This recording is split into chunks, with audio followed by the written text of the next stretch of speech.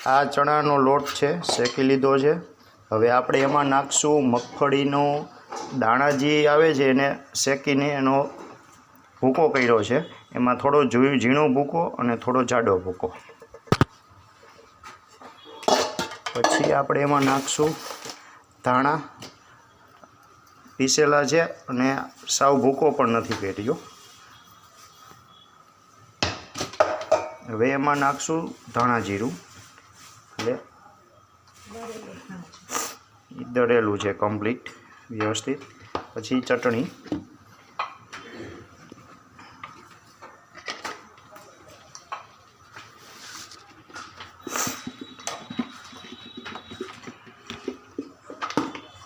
પછી થોડી હળદર નાખશું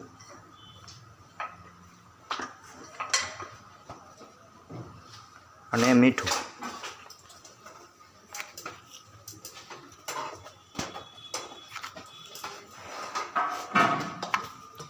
અને હવે થોડું આપણે કાશ્મીરી લાલ મરચું નાખશું જેથી કરીને કલર સરસ આવી જાય। કાશ્મીરી લાલ મરચું નાખ્યું છે। હવે આપણે ઝીણું ટોપરાનું ખમણ થોડું નાખશું, ત્યારબાદ જાડું ખમણ નાખશું।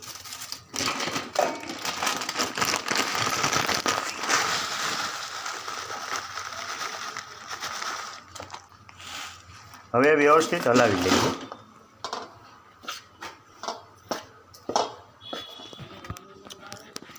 આ રીંગણાને બંને સાઈડથી કાપા કરવાના છે, આવી રીતના અડધે સુધી, પછી બીજી સાઈડ આ રીતના। ડીટીયા આખા કાપવાની જરૂર નથી, આપણે આ ડીટીયા સોતા જ રાખ્યા છે, બરોબર છે। આવી રીતના આપણો મસાલો વ્યવસ્થિત મિક્સ થઈ ગયો છે, વ્યવસ્થિત બની ગયો છે। હવે આપણે ટમેટાની ગ્રેવી બનાવી લઈએ, પેસ્ટ બનાવીએ। એના માટે ટમેટા મૂકી દીધા છે। હવે હું બ્લેન્ડર મારીને એની ગ્રેવી કરી લઉં।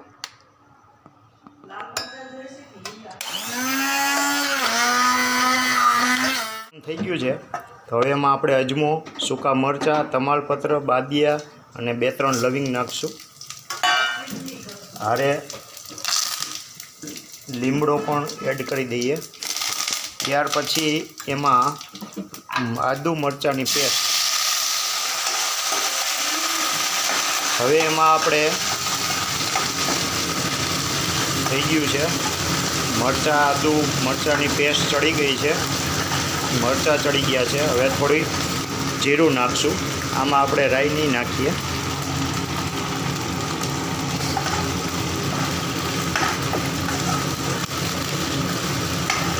હવે આપણે એમાં પાણી નાખી દઈશું।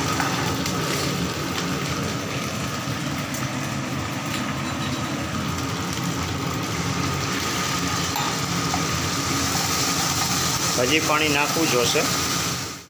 પાણી થોડું ઉકળવા આવે એટલે મીઠું અને ચટણી એ આપણે એમાં નાખશું। હજી ઉકળ્યું નથી, મેં હલાવી જોયું છે। મીઠું નાખી દઈએ એટલે ઓગળતું થાય, 1 ચમચી જ નાખું છું। ત્યારબાદ આપણે લાલ મરચું જે દળાવેલું હોય છે એ નાખશું।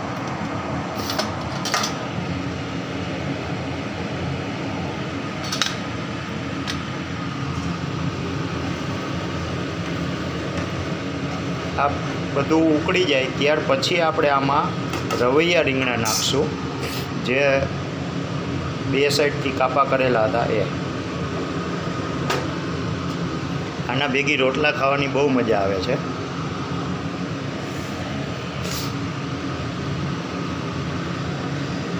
પાણી ઉકળી ગયું છે, હવે આપણે એમાં આ રવૈયા એડ કરી દઈએ।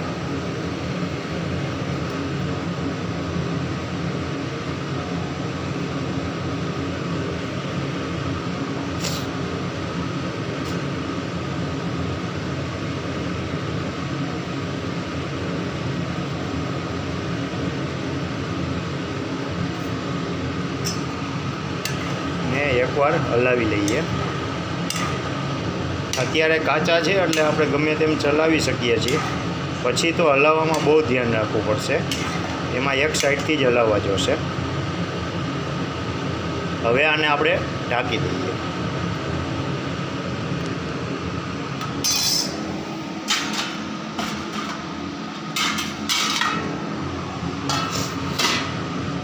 મિનિટ જેવું થઈ ગયું છે.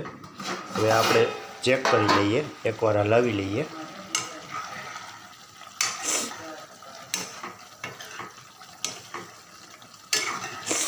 પચાસ 50% જેવા ચડી ગયા છે. પણ હજી આપણે આમાં તેલ છૂટું પડે એ રીતનું જોવાનું છે.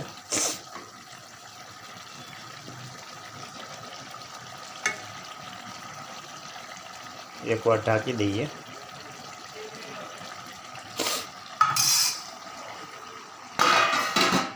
હવે આપણે પાછું એકવાર ચેક કરી લઈએ.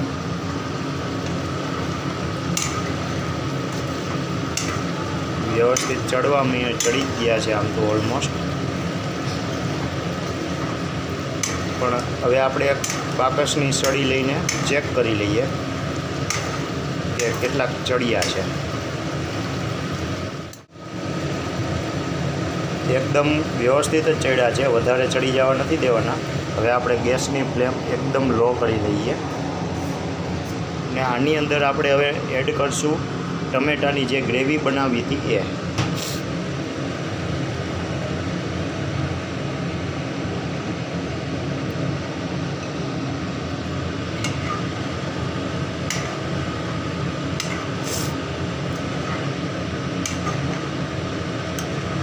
હવે આપણે આમાં એક લીંબુ નીચવી દઈશું. નીચવી દો.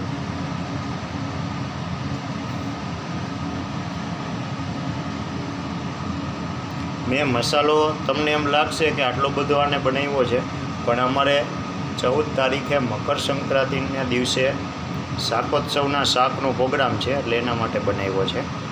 આજ તો હું ખાલી ઘર પૂરતું જ બનાવી રહ્યો છું, એટલે હું તમને પછી માપ કહી દઈશ. નીચવ્યા પછી આપણે એકવાર હલાવી લઈએ.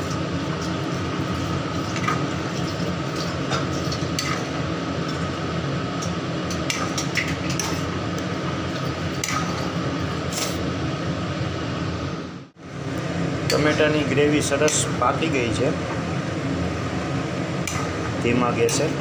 હજી થોડી કાચી હોય એવી સ્મેલ આવે છે, પણ હવે આપણે એમાં જે પેલો મસાલો બનાવ્યો હતો એ એડ કરી દઈએ.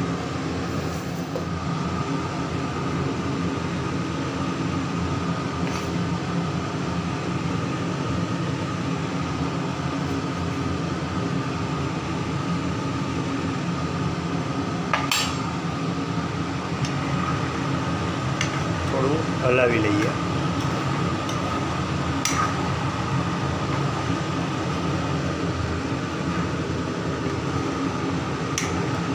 આપણે આમાં થોડું ઘી એડ કરશું.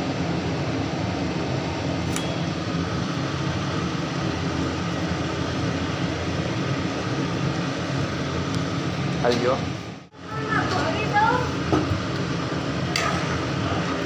હજી મને એમ થાય છે કે થોડું ઘી એડ કરીએ તો અમારા બેન નાખે છે.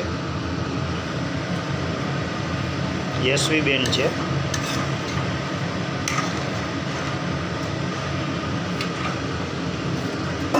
હવે આને થોડું ધીમા તાપે આપણે ચડવા દઈશું, એટલે મસાલો વ્યવસ્થિત પાકી જાય.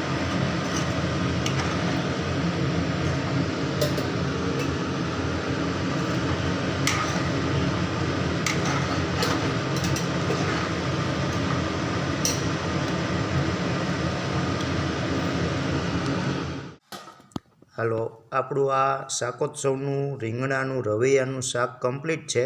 હવે આપણે એને ભગવાનને ધરાવીને જમશું, પણ એ પહેલાં આની અંદર આપણે લીલા ધાણા એટલે કે કોથમરી થોડી સમારેલી એડ કરી દઈશું. હવે આપણે આ શાકોત્સવનું શાક, બાજરાના રોટલા, મરચું ભગવાનને ધરશું, પાપડ છે.